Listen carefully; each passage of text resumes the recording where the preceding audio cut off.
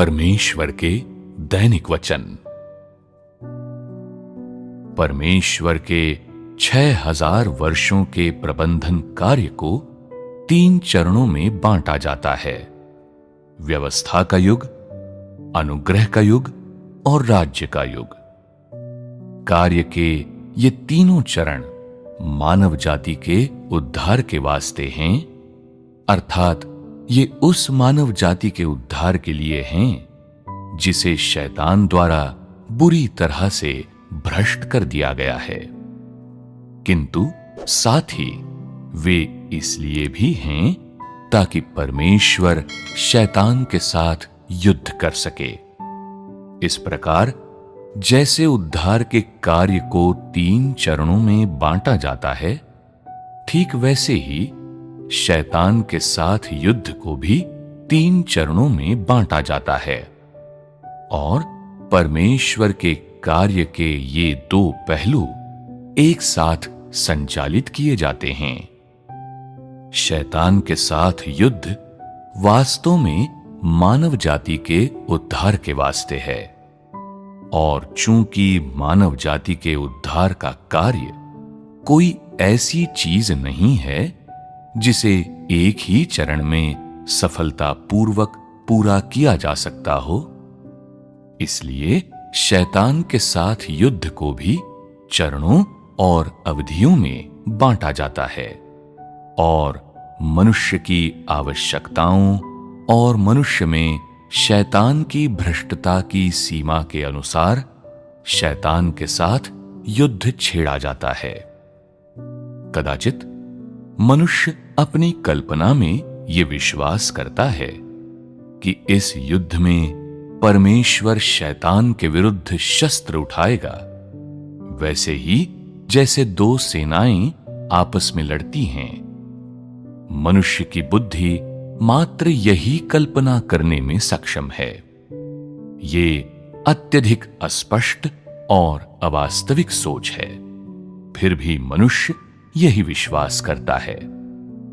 और चूंकि मैं यहां कहता हूं कि मनुष्य के उद्धार का साधन शैतान के साथ युद्ध करने के माध्यम से है, इसलिए मनुष्य कल्पना करता है कि युद्ध इसी तरह से संचालित किया जाता है।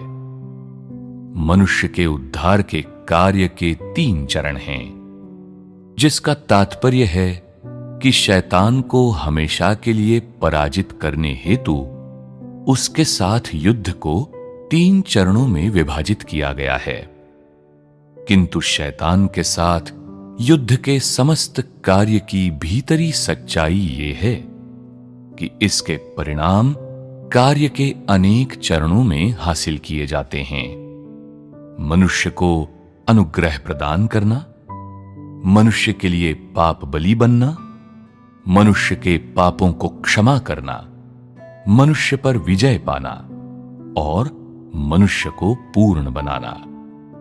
वस्तुतः शैतान के साथ युद्ध करना उसके विरुद्ध हथियार उठाना नहीं है, बल्कि मनुष्य का उद्धार करना है, मनुष्य के जीवन में कार्य करना है और मनुष्य के स्वभाव को बदलना है, ताकि वो परमेश्वर के लिए गवाही दे सके।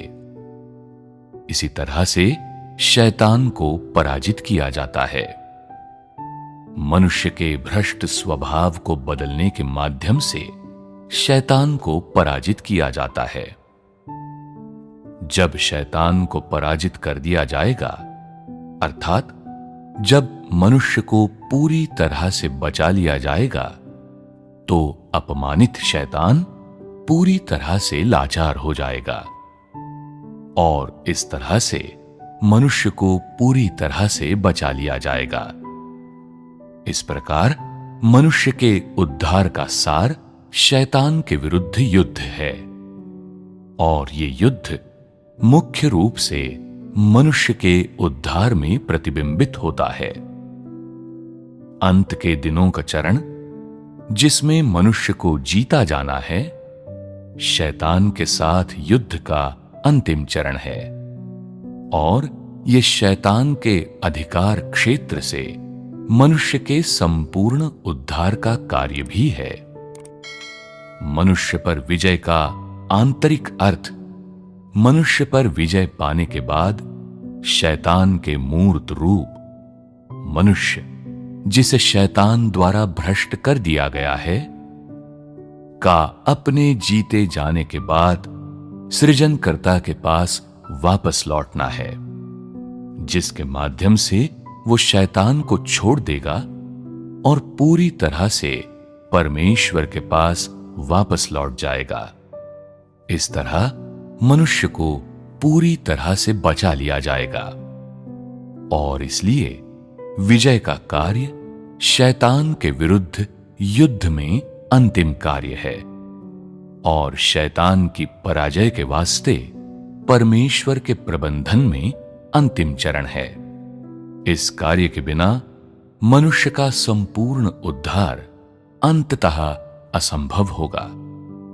शैतान की संपूर्ण पराजय भी असंभव होगी और मानव जाति कभी भी अपनी अद्भुत मंजिल में प्रवेश करने या शैतान के प्रभाव से छुटकारा पाने में सक्षम नहीं होगी।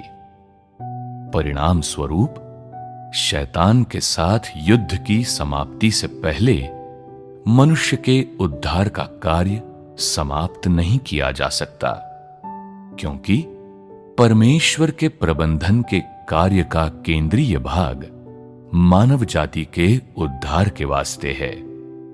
आदिम मानव जाति परमेश्वर के हाथों में थी, किंतु शैतान के प्रलोभन और भ्रष्टता की वजह से मनुष्य को शैतान द्वारा बांध लिया गया और वो इस दुष्ट के हाथों में पड़ गया। इस प्रकार परमेश्वर के प्रबंधन कार्य में शैतान पराजित किए जाने का लक्ष्य बन गया। चूंकि शैतान ने मनुष्य पर कब्जा कर लिया था और चूंकि मनुष्य वो पूंजी है जिसे परमेश्वर संपूर्ण प्रबंधन पूरा करने के लिए इस्तेमाल करता है, इसलिए यदि मनुष्य को बचाया जाना है तो उसे शैतान के हाथों से वापस छीनना होगा, जिसका तात्पर्य है कि मनुष्य को शैतान द्वारा बंदी बना लिए जाने के बाद उसे वापस लेना होगा। इस प्रकार शैतान को मनुष्य के पुराने स्वभाव में बदलावों के माध्यम से पराजित किया जाना चाहिए। ऐसे बदलाव जो मनुष्य की मूल विवेक बुद्धि को बहाल करते हैं और इस तरह से मनुष्य को, जिसे बंदी बना लिया गया था, शैतान के हाथों से वापस छीना जा सकता है। यदि मनुष्य शैतान के प्रभाव और बंधन से मुक्त हो जाता है तो शैतान शर्मिंदा हो जाएगा, मनुष्य को अंततः वापस ले लिया जाएगा और शैतान को हरा दिया जाएगा।